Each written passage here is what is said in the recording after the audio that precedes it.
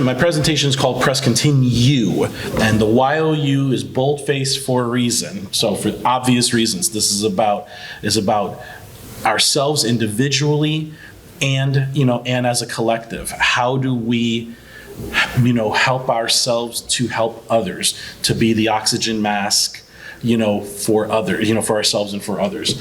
And the focus is on the creatives, the artsy folks, as the artsy fartsy folks, some say.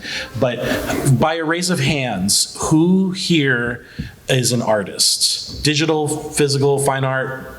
Okay, good, got a couple. So, any of you here work in the game industry, indie game development, AAA? It's always a weird spot with the game industry. I totally get that. So, okay. All right. That's okay. I don't. So you can hang with me on this side.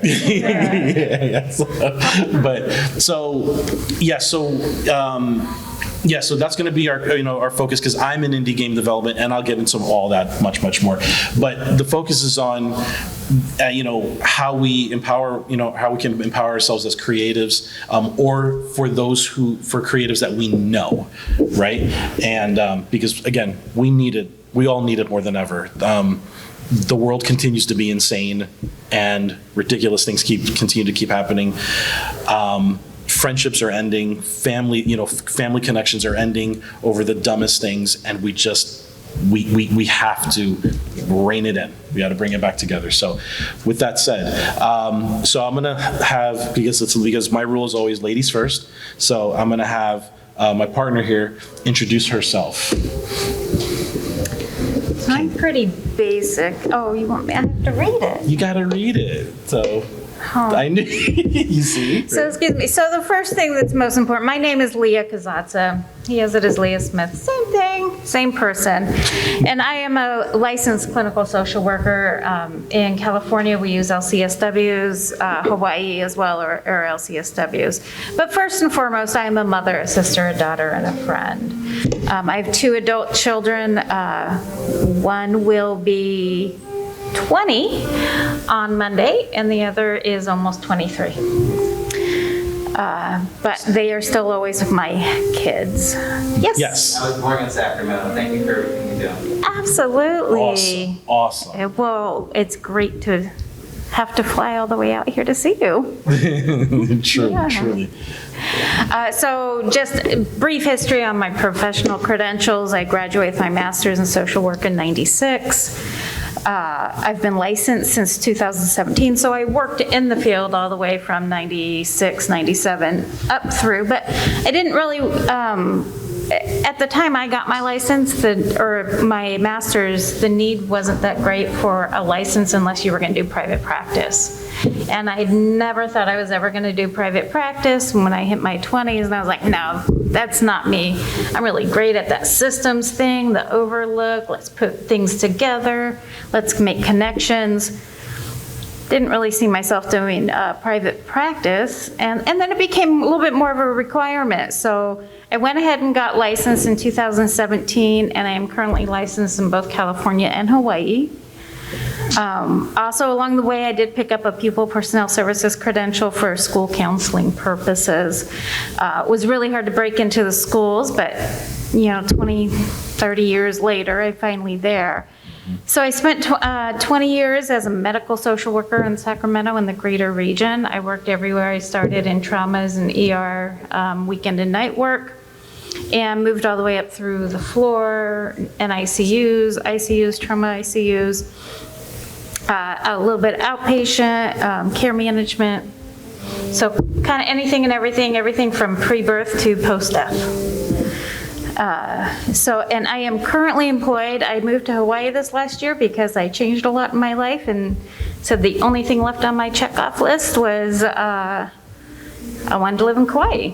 So I quit everything, packed my car and my cat, and off I went. And then a job happened to show up back in Sacramento. Off I came back, and it's been a really interesting transition. I'm currently employed as a school-based mental health and wellness clinician, at the high school that I am actually also an alumni, and my mom still lives in that area, and some of my best friends are still my friends from high school and middle school. So that's been a kind of a closing a loop for me. And I also have a private practice. So 20-some years goes by and I open a private practice. Right now, that's concentrated mostly, I work with an online agency supporting the healthcare population.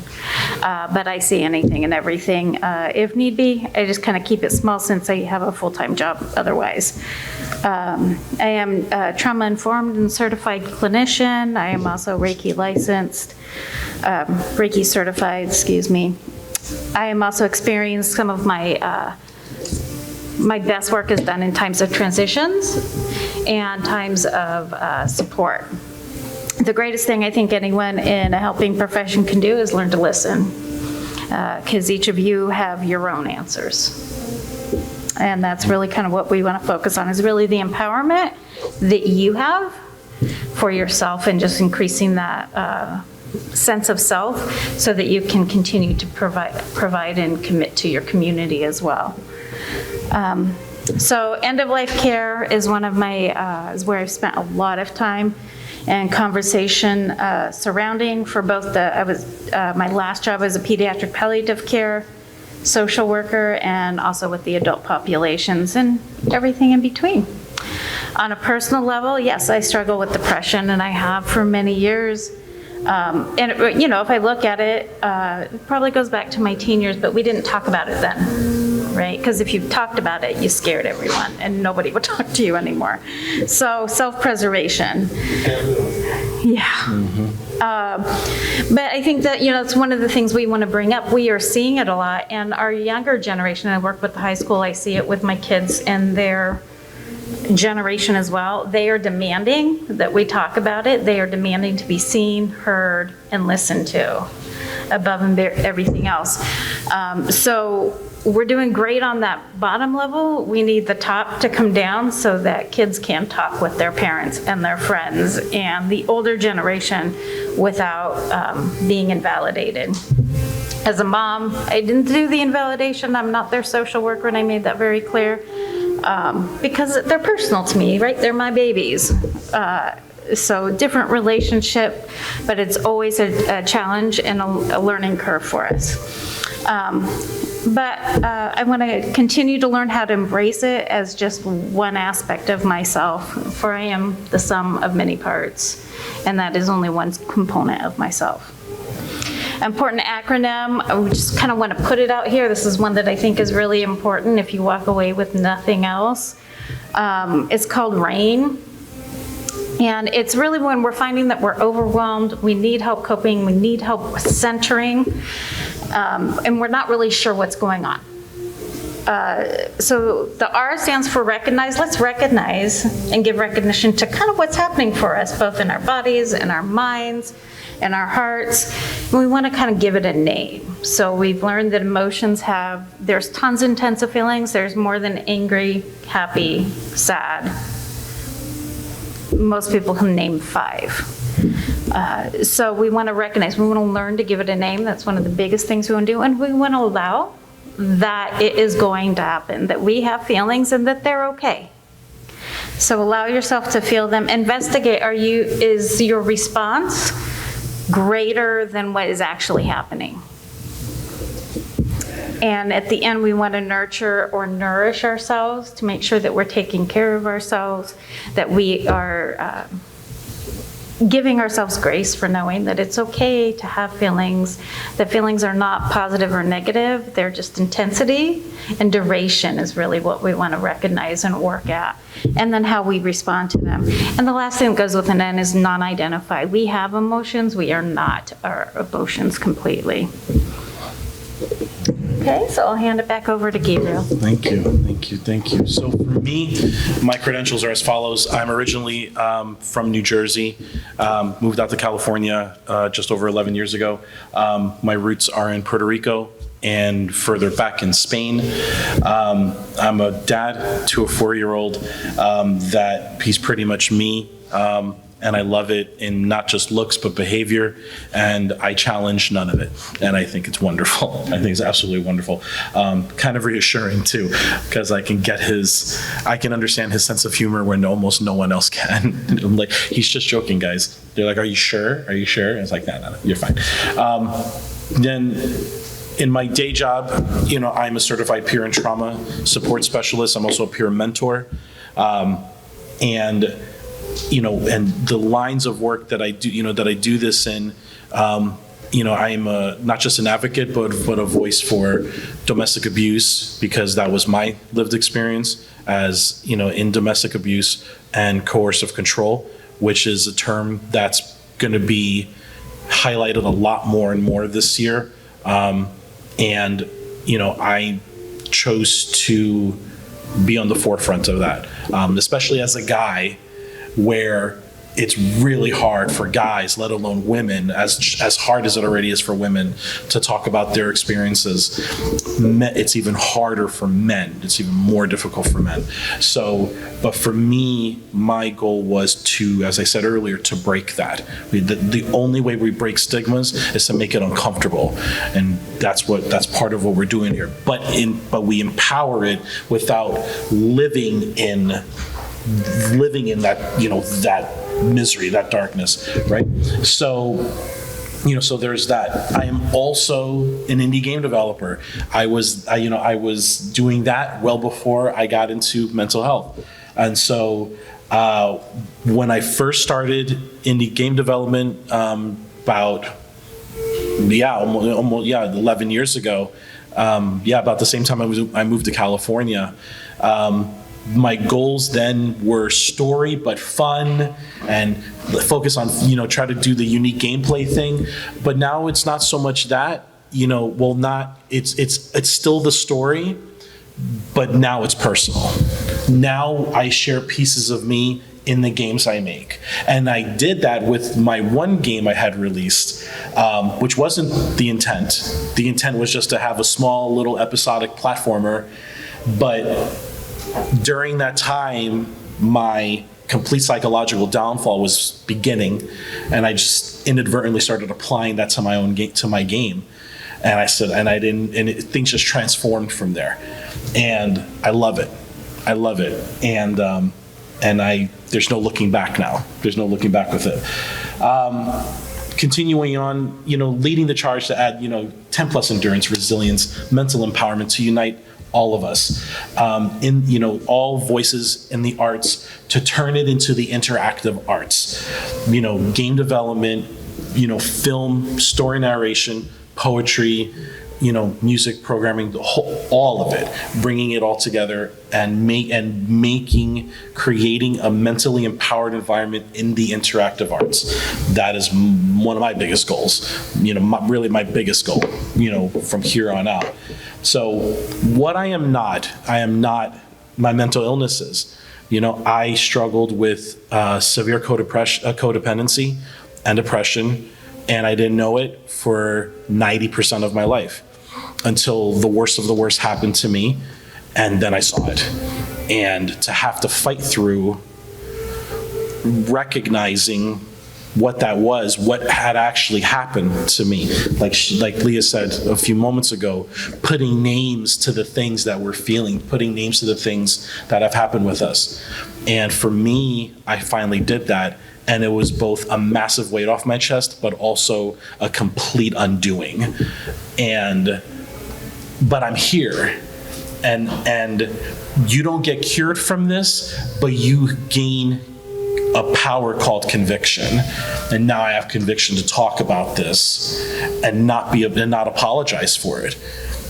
Because again, as I said, this is how we break it. This is how we begin to normalize these kinds of conversations. So we can help one another somehow. If by nothing else, at least listening. Don't just hear somebody, listen, right? So going to that, at the end of the day, I'm a nerd. Is Aerith really dead? We'll never know. Point is, and where's my F-Zero game? Nintendo, stop with the lawsuits. You already got screwed the other day. Give me my F-Zero game. That's what I want. So with that, my credentials I founded, my original indie studio name was called Nascent Games. I ran that and I released the game, which is now free on a website called Game Jolt. So if anyone familiar with Game Jolt, it's called Crumple, episode 1. It's free, it's in Flash. If you get it running on your computer, congrats, because it's in Flash. But I'm reworking it. I've announced that episode 2 is coming out, and I'm doing a complete rework of episode 1, so as to work on more modernized engines, right? But I've rebranded my studio a couple of years ago to now be called November Rain. And the idea behind November Rain is not just be an indie studio, but also focus on incorporating mental empowerment in our games and giving others the opportunity to share just that. So I have a podcast, which I still run to this day, called Above the Flaw. And I've been doing that for a year and a half, almost 2 years now, where I focus on mental empowerment. And it's been very fortunate to have the guests that I've had so far on my show. And I was also the chapter head for the IGDA. Anyone familiar with the IGDA, International Game Devs Association? Okay. Okay. I was like, wait, I'm sure saw a couple of you. Okay, that's cool.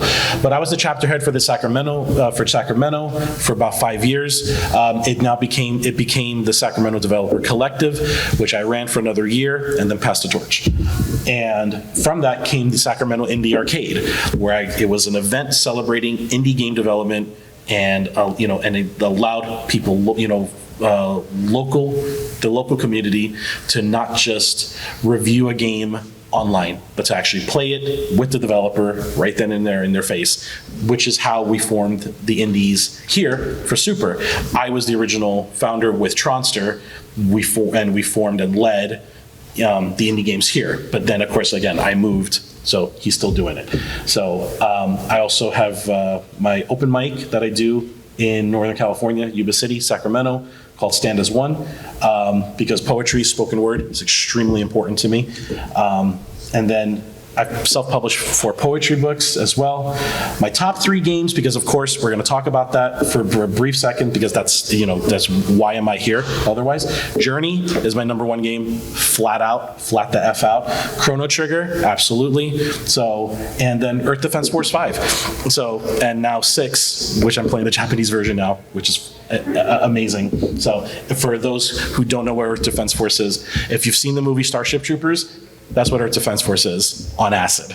It's phenomenal. So, my man, that's what I'm talking about. Beautiful. So, fantastic. This is a fantastic game. But anyway, and that game, fun fact, saved my life. But we'll talk about that another time. Game developer experience. I am not a programmer. I am not an artist. I am a world builder. Story narration, level design, sound design, creative direction. So, I'll talk about it, make it sound pretty, but someone's got to draw it. Someone's got to do it. I can't do it. So that's me. Now, tutorial of our topics today. First stage, we're going to talk about not selecting, going at it alone. Okay? We're going to talk about what that means and how important it is to, again, you strengthen yourself as an individual, but then be able to work alongside others to keep things moving forward. Second, we're going to talk about, what happens when it's all just too much.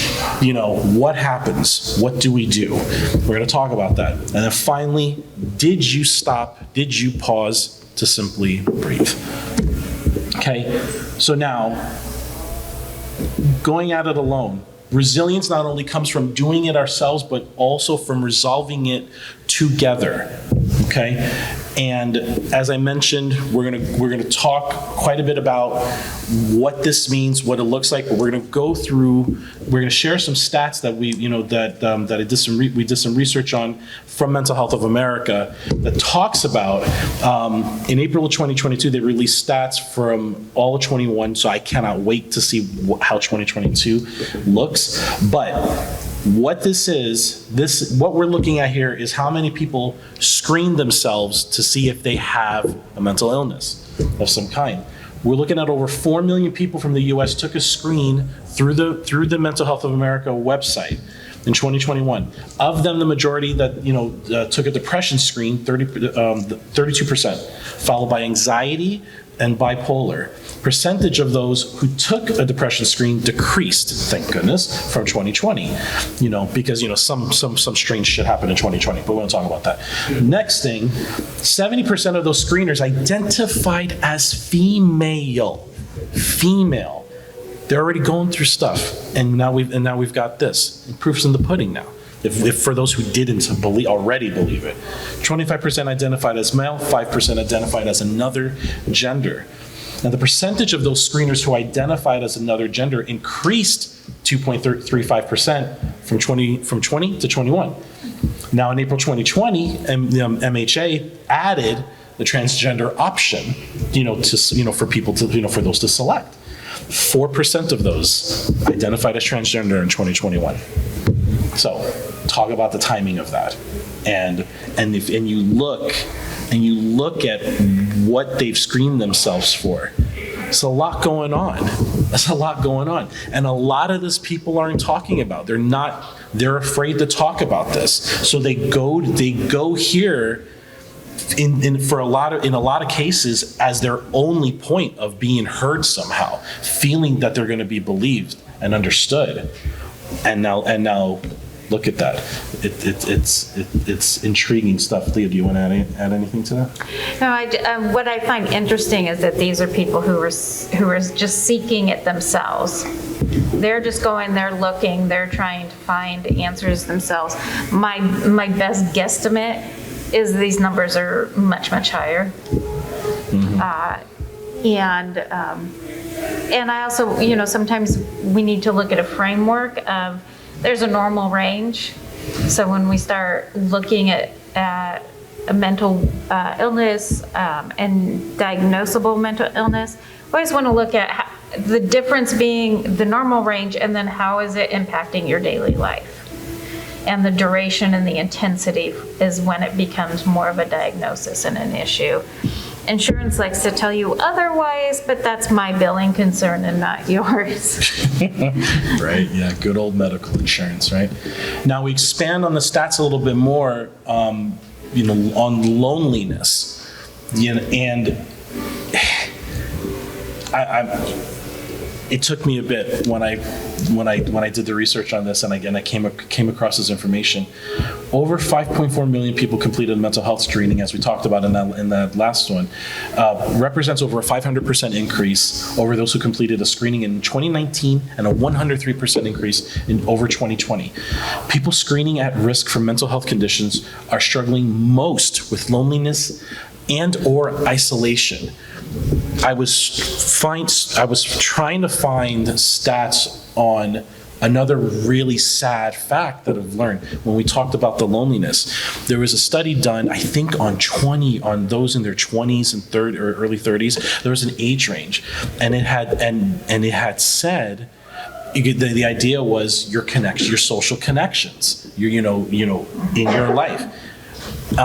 More than half, I don't have the exact number, but it's over the majority that said none of them have an actual friend, someone they can call a friend. In real life. In real life, like not, like my NPC keeps saying the same thing to me. It's like my real life, I don't have a real life friend. That's heartbreaking.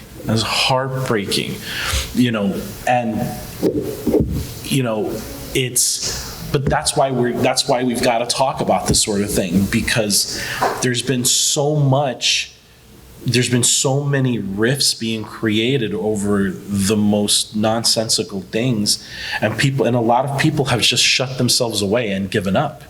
What's the point of me talking about what I'm going through today if I'm just going to get shunned, if I'm just going to get judged?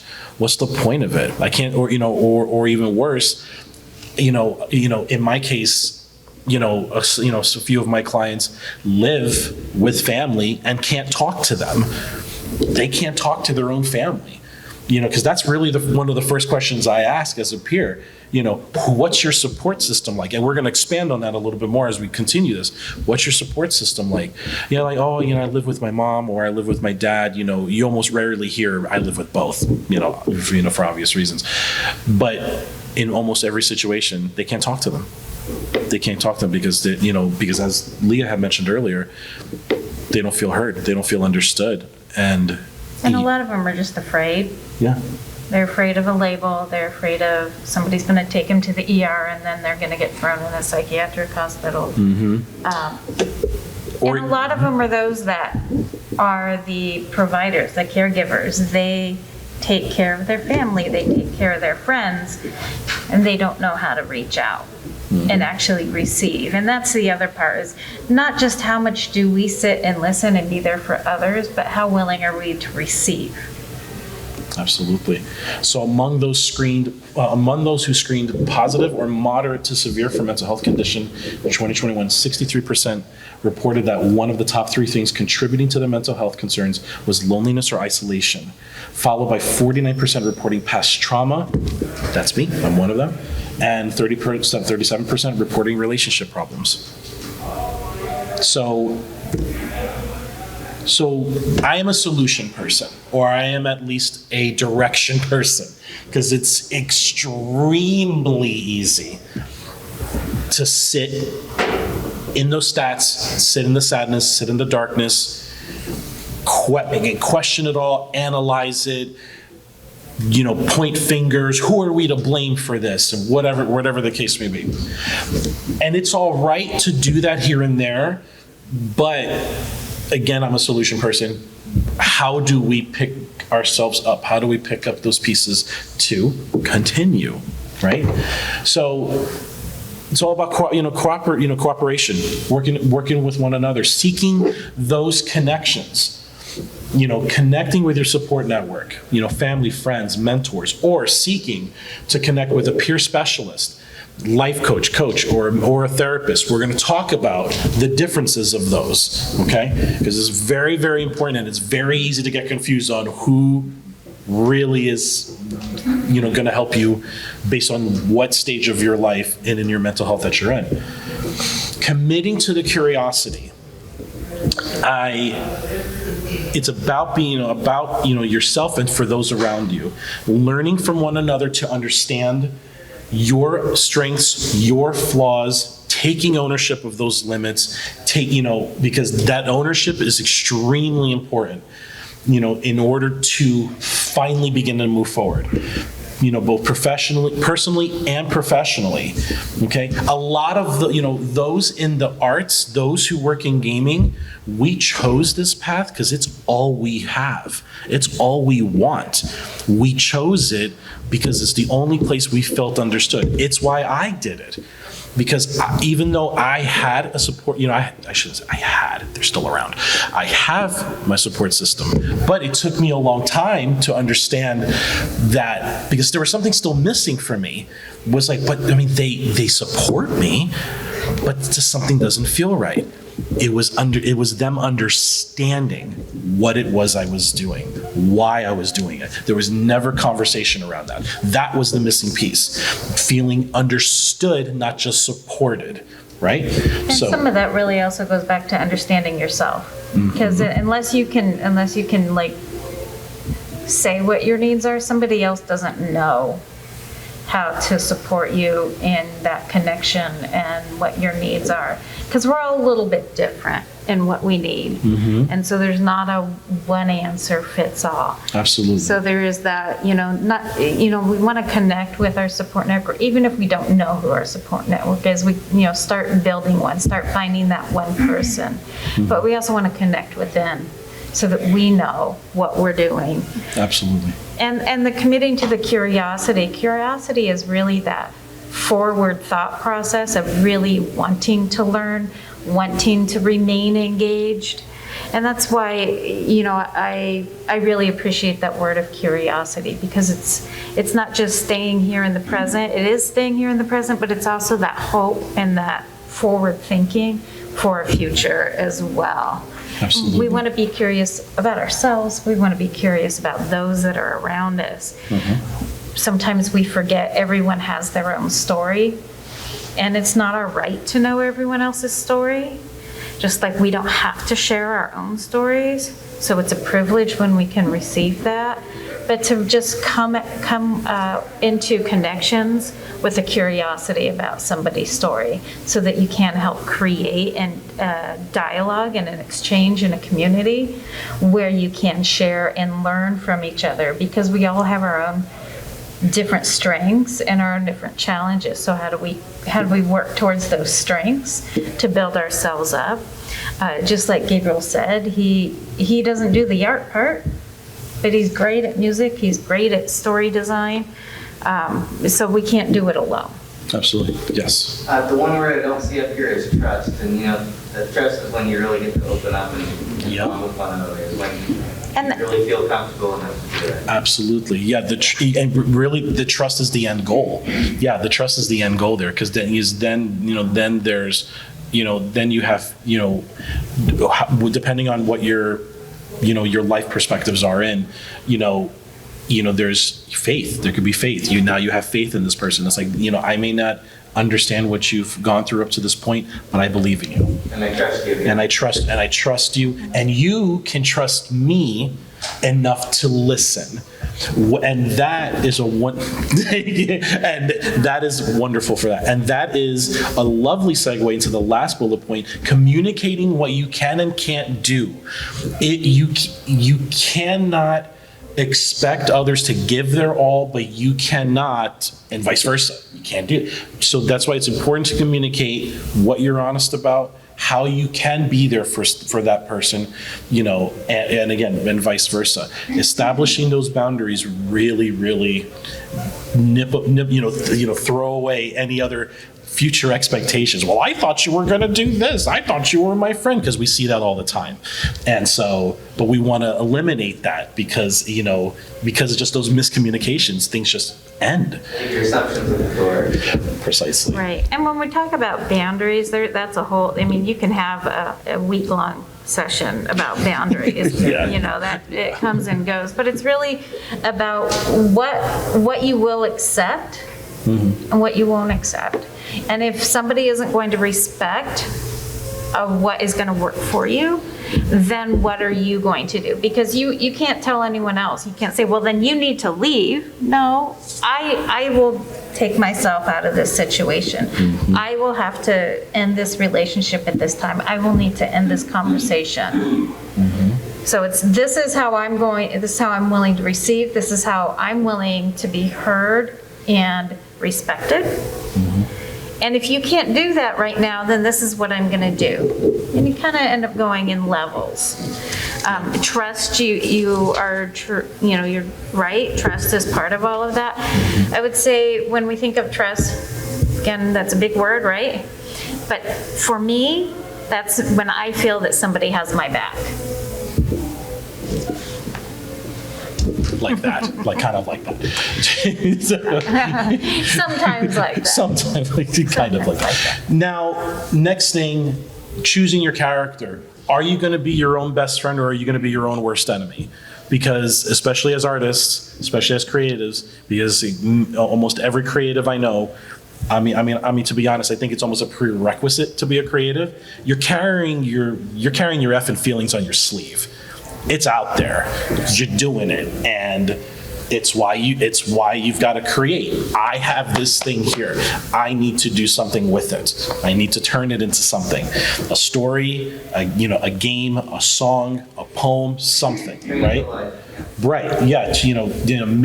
Bring value into it. How do we do that?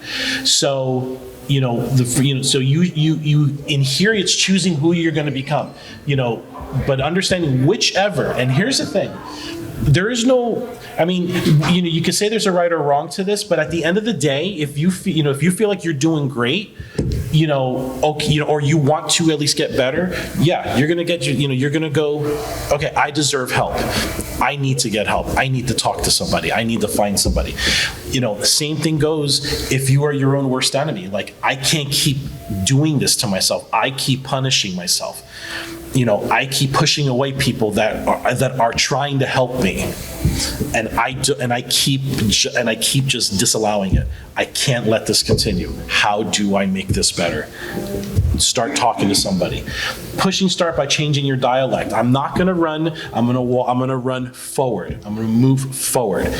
Always, words are power, and they're powerful, and it starts there. And then the action you take from that. And then when you make that declaration, you own it. We talked about the ownership. Owning your identity, owning your behavior, owning what's happened around you, owning the things you have done. True change does not happen without the declaration of ownership, period. You can speak, only you can speak and determine your value. Others can say, you're a great artist, you're a great speaker, you're a great interviewer, you're a great volunteer. But until you believe it, it's just short term. It's Band-Aids on your esteem. So you have to be able to take ownership of that and say, I need to embrace what's happening. I need to embrace what's being given here. Do you want to add anything before we move on?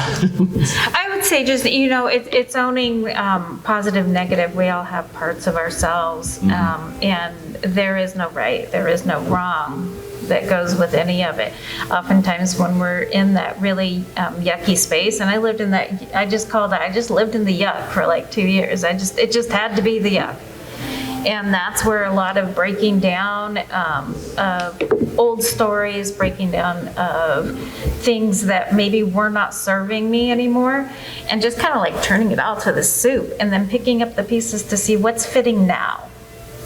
What fits now, what doesn't fit now, but taking accountability for how I engage with other people.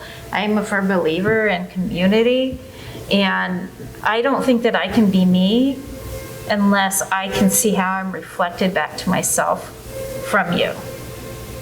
Absolutely. It's hard. It's hard for me to communicate that a little bit. I'm trying to find the exact right words. But when I engage with somebody else, and I engage in a community, whether it be online, in a game, or in person, or a text, that response and that engagement and that dialogue that we have with the other person allows me each time an opportunity of how am I being received by somebody else, so that I can grow from that. It's this vague kind of spatial thing. I'm still working it out there, but that's my ideas on why connections are still really important. It's not all about me and my silo. It's about me taking care of myself, but it's also about me taking care and being able to show up for other people. And how I learn about myself is how I'm reflected back to myself from other people. Makes sense? That makes sense? You stew on it for a while. Send me feedback. I got it. I felt I understood, but then it just went away. I don't know, 2 out of 5. I got it. It goes away my stats are a little bit better, but it goes away for me too. That's all good. So, health check. We all good so far? Have I bored you all yet? Okay. I think he's trying to. Are you just saying like, do you have a question, actually? Or? I'm good. Okay. No worries. Cool. Well, so far so good, hopefully, but let's keep it going. Now, oh no, what happened? No, not now. They said we talked enough. Right? No, are you kidding me? Stop it. Oh, well, that's true. Let's see what happened. Oh, okay.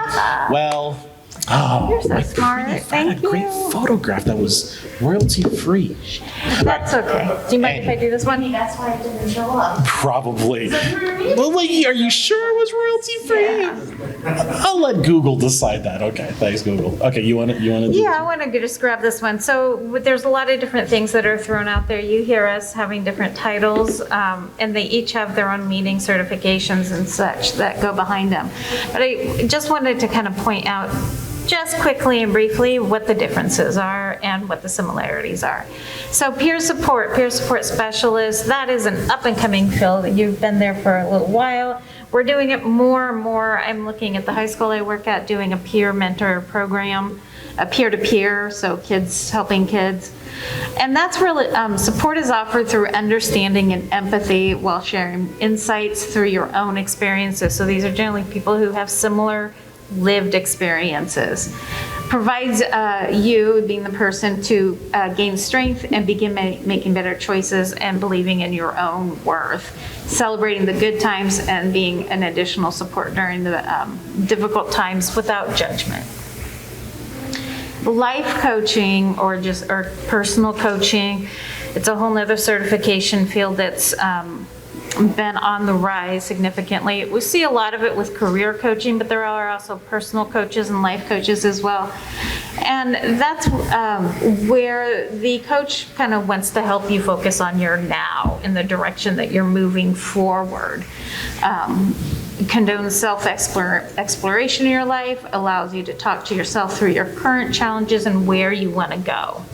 So it's kind of like the here and now and the next step, and a plan of what is that going to look like. The therapist or counselor, whatever you want to call them, is there to really kind of help you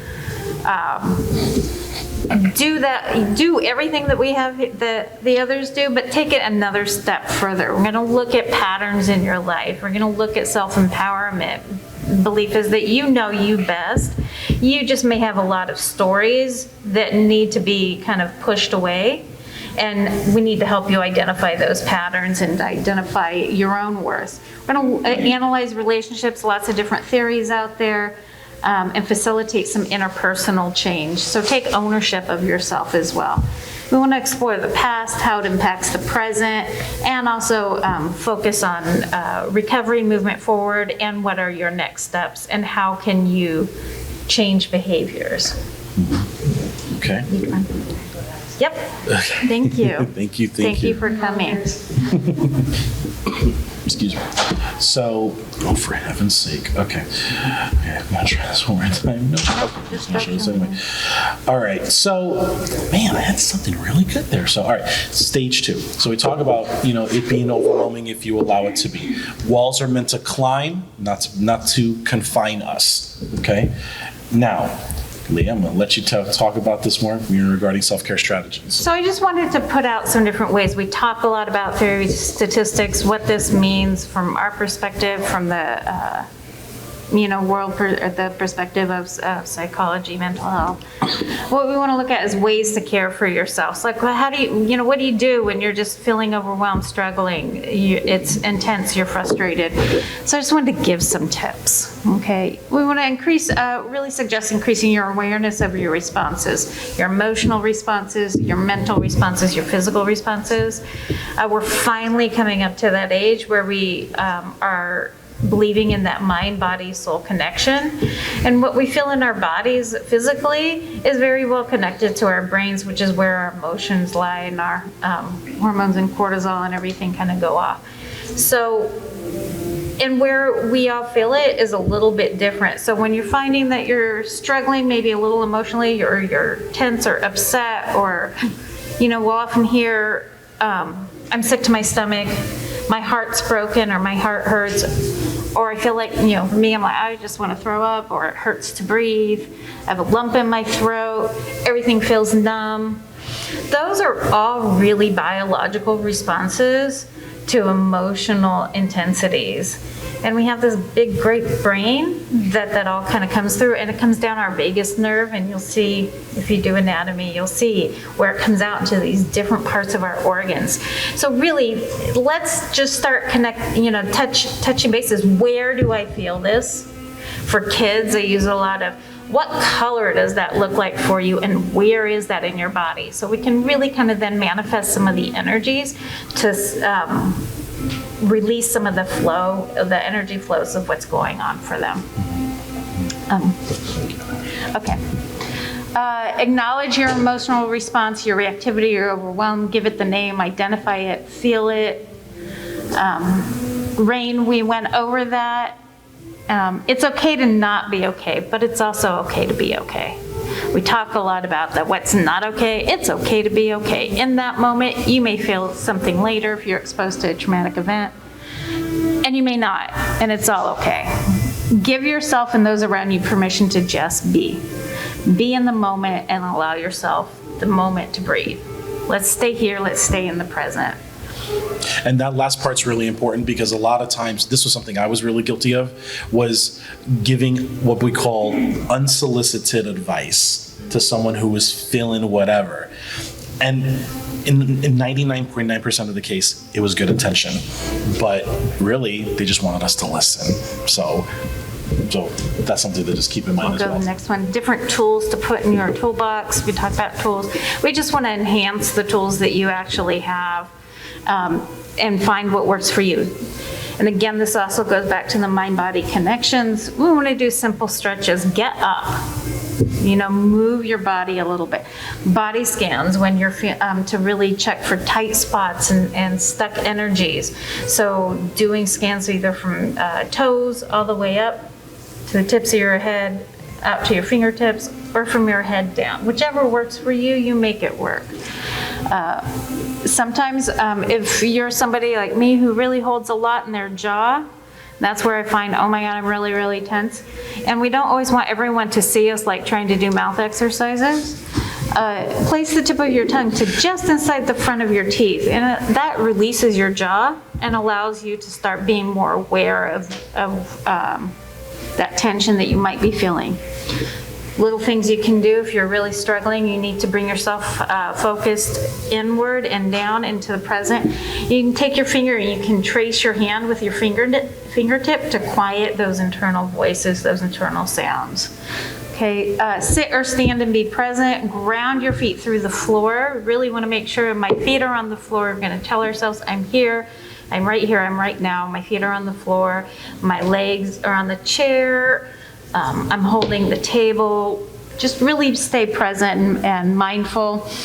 You can always hug yourself. I used to do that with a lot of the kids that I worked with. Give yourself a hug because that actually releases a lot of really good feelings. Take a deep breath or 2 or 3. Waterfall breathing. I do this a lot with the kids and just bringing it up. And then you just bring it all down with the waterfall. Lion roaring is another one. And you can also hold up a wall. When you're in a really intense situation, work in the hospital, sometimes you just need to press up against that wall. And just release that really stuck energies into something that can handle it and can take it. And we'll make sure it's not a movable wall. Stay present and mindful. Ignoring or stuffing away your thoughts and emotions give worries, anxieties, and fears more power than maybe they're worth. Embrace them as opportunities of growth, not reminders of defeat. Wellness apps, there's a lot of wellness apps out there. Pick which ones work for you. Many have free versions, and sometimes your health insurance may include them. Like I have Kaiser, I don't know who has Kaiser. They have Calm and MyStrengths are part of your insurance. Okay. Identify and learn to ask for what you need, who you can ask safely to meet those needs, and ask how you can support others in the same or similar situations. That goes back to that communication and that connection that we talked about before. And the basics, they always say it, and sometimes we do it and sometimes we don't. Eat nutritious foods, drink more water, decrease your alcohol intake, and spend a little more time outside in nature. Emotional Agility is a great book that I absolutely love. Although I'll be honest, I haven't read the whole thing, but I actually love Susan David. 4 essential steps of emotional agility. When we talk about emotional agility, it's that ability to kind of move up and back between your emotions. Show up, step out. So I can't read it from here either, so sorry. Walk your why. Walk your why and then move on. There's no reason to stay stuck in that moment. You're not going to redo something, but let's learn what we can for it, and let's show up for ourselves and each other. What it allows us is to unhook from the difficult emotions. We don't have to stay there with it. We want to successfully manage any setbacks that we have. That's part of the whole process. That's part of life. We want to identify our long-term goals as well. So let's keep looking forward. We really have to know our why when we talk about that, and develop our grit. That's that ability to kind of come back, build that resilience, and keep going for it. But we also want to let go of goals that no longer serve us. Just because we had a goal and we don't meet it, it doesn't mean that it didn't serve its purpose, but maybe it's not the right goal for us at this time. Jeez. All right, that's just what we got here. All right, so now, as we approach the last stage here, have you pause to breathe. It takes a candle, just a candle, to quell the darkness. Stopping and remembering where we are planted, is really the first key into everything else we do at that point to start creating better change for ourselves, right? So, and that, just like here, whether we're moving, we talked about, making sure we move about, but let's say I just can't. I'm stuck in this moment right now. We're gonna get it done, right? The moment, it's about that momentum, but also balancing itself with taking a break, with the things that are happening. Being self-aware should always be a default skill set for yourself. Be understanding what you're feeling and why, and that we can do something about it, that we are worth that. Paying close attention to the needs of yourself and those around you. We've talked about that quite a bit, in this session here. Help where you can, but find help where you can't. If you can find another way, that's all part of those boundaries, right? What you do and don't do are going to impact both you, and I say your team, but also, your friends, your family, your peers who you work alongside with. So, your social media connections, those you may be friendly with online but may have never met, or, those who you game with online, things like that. It all comes full circle after a while. Now, this is an important point here, because there are some of us who put our name as a brand, and that is very 2013. It was cool back then, but I'm telling you now, you are not your brand. You are at the end. One of my favorite scenes in Spider-Man with Iron Man in it, Spider-Man Homecoming, and Spider-Man said, to Iron Man after this awesome fight, was like, well, without this suit, I'm nothing. And Iron Man said, if you think that's the case, you don't deserve to have the suit. You are still someone at the end of the day. You are still you, right? And that's what I'm talking about here. There's been such a thing with influencers and such about, this is, I am all of these things. No. If we take that from you, you're still a person at the end of the day. And that, but we put so much pressure on ourselves and expectations to be this, no. At the end of the day, you are not your brand. You are a human being with feelings, and you need to know when to stop and pause. And then finally, as I said, stop when you need to, but then push forward as you intended to.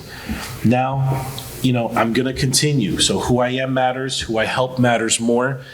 How I care for myself matters the most. I'm going to seek to connect with those who will read beyond my table of contents. I have turned trauma into my sidekick, and now I have the last word. I have that last word now. It's what that mindset took 5 years minimum to be able to say those three things and feel good about it and not question my value in it. That's why I'm here. This tonight is a massive milestone, and I never saw coming, and I get to do this. So that's why we have to. That's how we do this. That's how we break it and push back. So thank you all. This is my website for November Rain, my podcast that I talked about earlier. One thing that I didn't really get to highlight very well because of how Google formatted it, but it mentions that I'm a founder for the Arcade House. The Arcade House is a new initiative. Is going to be a new nonprofit initiative in collaboration with my game studio, November Rain. The idea behind the Arcade House is that it's going to be a nonprofit focused on story-driven games, providing mental empowerment at night, so pretty much playing arcades at night, but the arcades are focused on story-driven games. During the day, peer support groups, different mental health sessions, family-to-family groups, things of that nature, and art therapy classes, things like that, to help channel what we're feeling and turning it into something more. So that's another thing with that. But that all said, we've got a few minutes, since we started a few minutes late.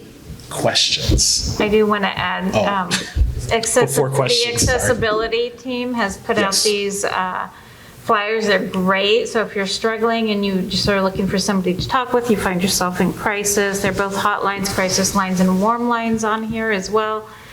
So please make sure that the U.S. has done a great thing, finally gotten rid of just the 911 is, if you need something right now, but 988, let's make it easy as a number for us to be able to reach out, to text, to call when we need to connect with somebody else. And so that is a 24/7, 365. You can also text that to 741-741, say help, hello, whatever.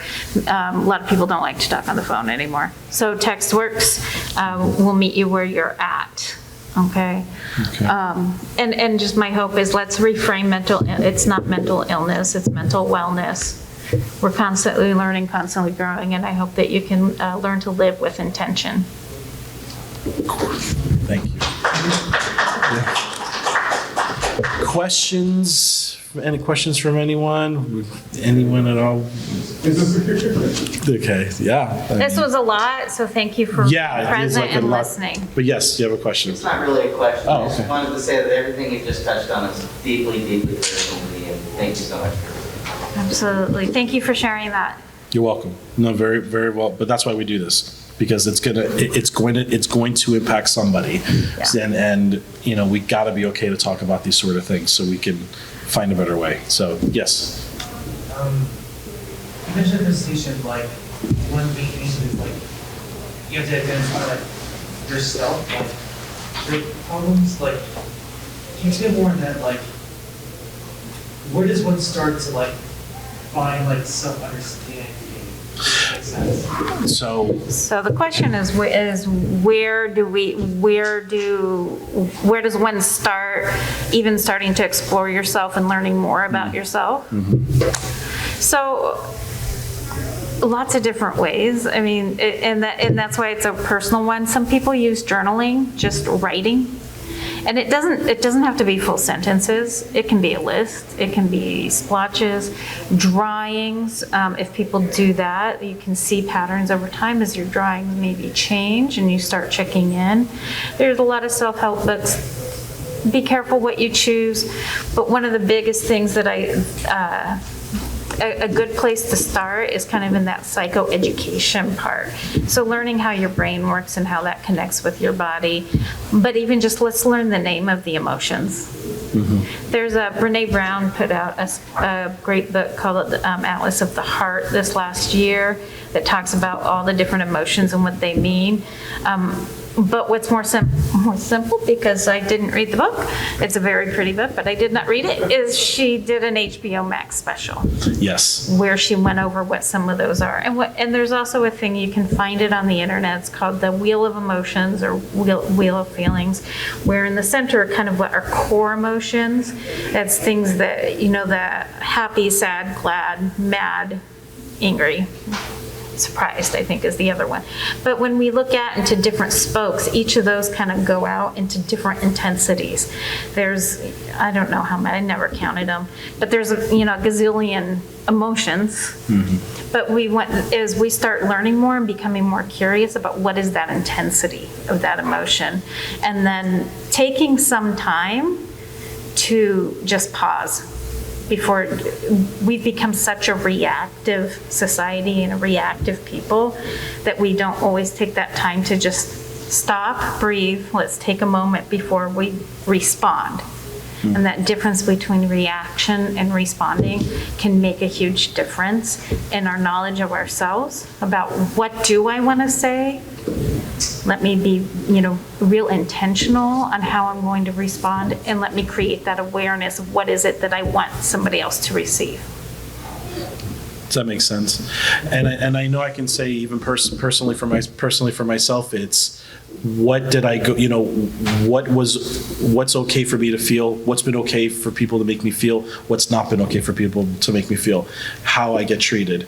That, for me, that was like a wake-up call. It's like, okay, this was never okay, but I let it be, or they chose to keep being this way, and I just let it be. So. And noticing those things and those interactions that bring you energy and that don't deplete you. Yep, what gives you strength at the end of the day. So, thank you all. If any other questions, we can talk out there or whatever the case. So, thank you all so much for being here. Thank you. Really appreciate it. All right.